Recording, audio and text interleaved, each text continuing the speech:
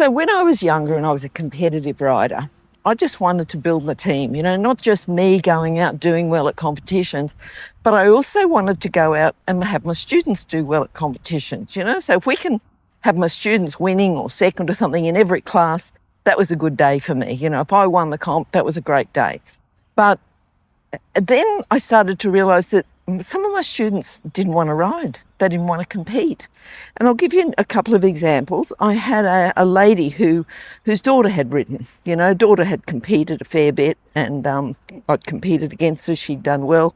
But then she went to uni. I think she got married, and the family were going to sell the property, the acreage property. And the lady said, I always thought that I'd get on a horse again.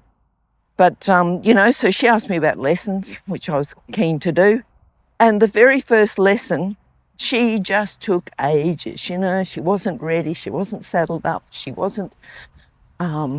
just taking her time. I've got to go and get a drink. I've got to go to the bathroom. can you ride the horse first?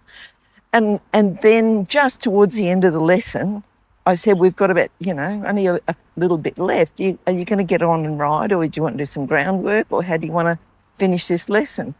Anyway, so eventually she got on, and I'm ready. I'm ready then to go, great, let's go. We can walk, trot, canter, how high do you want to jump? And she said, no, I just want to sit here.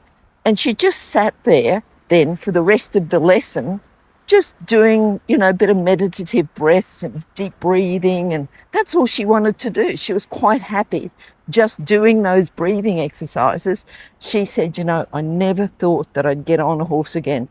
Now I've got on a horse, and now I'm really, really happy. And that was pretty much the end of a lesson. She'd achieved her goals through a lesson. Hadn't achieved my goals. She wasn't going to go out and be a competitive rider, but she'd achieved her goals, and that's the main thing.